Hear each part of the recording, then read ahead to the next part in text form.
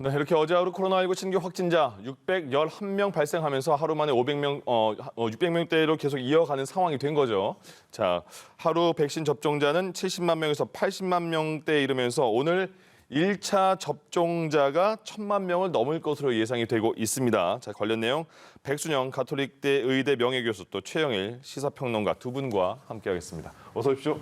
안녕하세요. 예, 600명대 조금씩 다시 주 중반으로 들어오면서 다시 600m대로 올라왔어요. 지금 추세 좀 한번 짚어주시죠.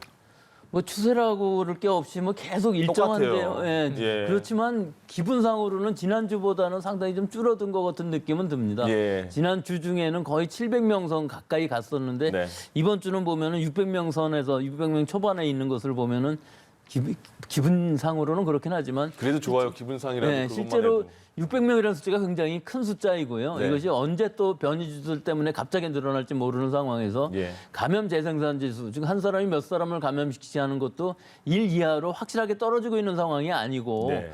또 대규모 집단 감염은 없지만 일상 감염이 계속 일어나면서 비율이 높아지고 있거든요. 안심할 수 있는 상황은 아닌데 지금 조금 아까 말씀하신 것처럼 예방접종 속도가 계속 늘어나고 있기 때문에 네. 한두 주만 더 지나가면은 일단은 환자 수가 큰 문제가 안 되고 지금 현재도 위중증 환자라든지 사망자 수는 상당히 많이 줄어들어서 예. 오늘도 또 이 사망률, 치사율이 떨어져서요. 1.36까지 떨어져 있는 상황에서 오늘 또 0.01 또 줄어서 1.31입니다. 근데 네. 이건 누적이기 때문에 그렇고요.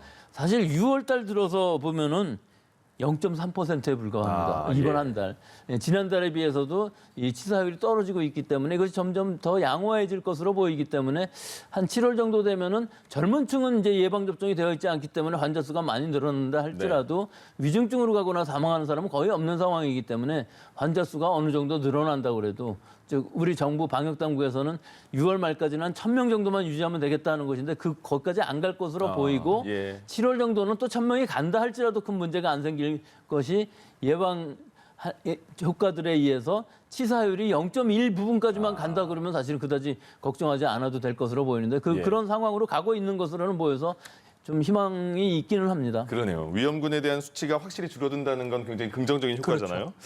근데 이제 6월 중순이 지나면서 거리두기 그러면 언제 바뀌지 이런 생각이 들 네네. 것 같아요. 내일 발표한다는데 그렇죠. 어떻게 될까요? 자, 일단은 이제 현재의 거리두기가 재연장 될 것으로 보여집니다. 왜냐하면 네. 변동사항이 없습니다. 맞아요. 사실은 이 어떤 잠재적인 상황은 호전되고 있어서 우리의 방어 능력은 좋아지고 있고 그래서 현행 일일 확진자 숫자는 거의 대동소이하게 가고 있어서 예, 예. 물론 이게 엄밀하게 따지면 2.5단계에 준하는 수준이긴 해요. 네. 하지만 우리가 수도권은 2단계, 비수도권 1.5단계가 상당히 장기간 가고 있습니다. 네. 그래서 7월에 지금 거리두기의 체제를 예. 새로 개편한다. 현행 5단계를 4단계로 바꾸면서 얘는 굉장히 중요한 개념들이 숨어 있습니다. 이제는 이제 책임 그리고 자율 예. 이 두 가지를 강조하는 쪽으로 바뀔 거란 말이죠. 소셜 버블 얘기도 나오고 있고 그래서 그 체제 전환하기까지는 현행 거리두기가 유지되지 않겠는가. 그래서 갑자기 폭증하는 현상만 없다면 예. 현재 수준의 관리를 하면서 사실은 지난 한 봄에 3월경에 거리두기 이제 제도를 바꾸려고 했던 것을 여름에는 변화시킬 것으로 예상해 볼 수 있겠습니다. 알겠습니다. 창녕의 외국인 식당에서 시작된 그 외국인 근로자 집단 감염 사례가 계속 나오고 있거든요. 근데 여기서 그러면 변이 바이러스의 영향이 있는 것인가라는 궁금증도 있는데 어떻게 보세요? 예, 이 변이 바이러스의 영향은 지금 그 외국인 집단이라서 그런 것이 아니라 우리 지금 전국적인 현상으로 보여요. 그것이 지금 영국 변이주냐, 인도 변이주냐 이것이 더 관건이 될 수가 있는 상황이고요. 네. 이 창녕의 경우에 있어서는 지금 이 외국인 노동자들이 창녕에서 거주하시는 분들이 아닙니다. 예, 예. 지난번에 평창의 그 고냉지 그 한데 거기에 외국인 노동자들이 집단 감염된 적이 있지 않았었습니까?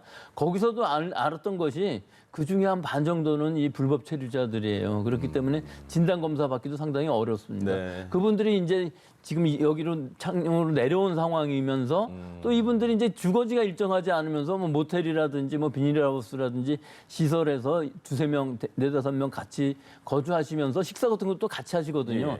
예. 집단 발생이 일어날 수 있는 아주 개연성이 높은 곳이에요. 그런데 선별검사 받으러 가기도 그 자기 자신의 신분상의 위험 때문에 가기도 굉장히 어렵거든요. 예.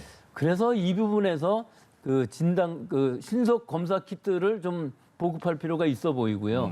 일단 증상이 나타나면 바로 해보고 아프게 되면 실제로 양성이 나오면 PCR 검사를 가는 게 확실히 해야지. 그렇지 않으면 본인한테도 위험이 될 수 있다는 것을 잘 주지를 시켜서 예. 일단은 집단 발생이 일어나지 않게끔 하는 것이 훨씬 더 중요한 것으로 보이고요. 예. 또 한 가지는 이런 외국인 집단인 경우에 있어서는 좀 우리가 예방 접종이 여유가 생긴다면은 바로 예방 접종을 먼저 하는 것이 좋을 것 같아요. 국적에 상관없이 네. 체류 자격에 상관없이. 왜 그러냐면 이분들이 자꾸 숨어 들어가게 되면은 우리나라의 일반 국민들한테 접촉이 되게 되고 집단 발생이 N차 감염으로 퍼질 수 있는 가능성들이 있기 때문에 예. 우리 국민들의 위생을 위해서 일단 그 감염 가능성이 높은, 특히 지금은 인도 변이주라든지 영국 변이주들의 확산력이 굉장히 빠르기 때문에 이런 열악한 상태에서 확산되기 시작하면은 우리 국민들한테 오는 건 순식간입니다. 그리고 네. 대부분의 젊은 사람들이 아직은 예방접종을 못 받고 있는 상황이니까 우선순위에 있어서 이런 불법 체류자들이라 할지라도 상관없이 그런 법적 절차에, 특히 경기도 같은 데도 그럼 많이 해야 될 것 같아요. 서울 주변에 경기도에도 굉장히 많거든요. 이런 체류자들이 이 하루하루 벌어서 먹고 사시는 이 불법 체류자들인 경우에 예. 있어서는 사실은 증상이 나타나도 병원 가기 꺼려하는 상황이기 때문에 네. 이것이 지금으로서는 제일 위험 요건이라고 볼 수가 있습니다. 알겠습니다. 백신에 대한 관심은 굉장히 높아지고 있어요. 그렇죠. 빨리 맞고 싶다는 사람도 굉장히 많아지고요. 근데 6월 달에 예약한 분들 중에서 7월로 미뤄질 수도 있습니다. 6월 달에 못 맞을 수 있습니다. 뭐 그런 네. 얘기도 많이 나와서 좀 약간 헷갈리는데 네네네. 어떤 지금 상황인 거예요? 그게 지금 어찌 보면 이게 굉장히 좋은 게 네. 정부가 예상했던 것보다 접종 예약률이 높아서 문제가 된 거죠. 얀센 백신이 이제 101만 회분이 들어오면서 예. 사실은 추가로 6월 말까지 1,300만 명 목표. 애초에 1,200만 명 목표였는데 100만 명 높인 거잖아요. 얀센이 들어오면서 1,400만 명으로 또 100만 명을 높였습니다. 네. 그래서 이제 백신을 맞을 수 있는 수급 여력이 좋아졌는데 그거보다 백신 인센티브 발표 이후에 예. 백신을 맞고자 하는 의욕이 더 폭증한 것 같습니다. 맞습니다. 그런데다가 지금 다음 달부터 해외여행도 가능하다. 예. 저는 너무 부러운 게 얀센 신청해서 된 맞아요. 친구들이 저보다 후배들인데 1회 끝.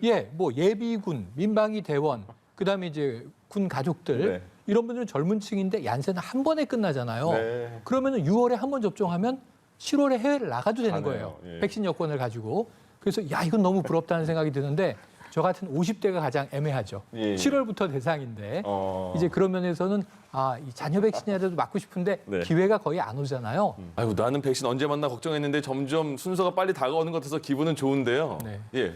근데 이 사실은 우선순위가 그렇습니다. 예. 50대까지는 위험성이 높기 때문에 연령 제한을 둬야 되는데 일단 7월 초에 50대를 맞추고 나면은 그 이후에 18세부터 49세까지는 네.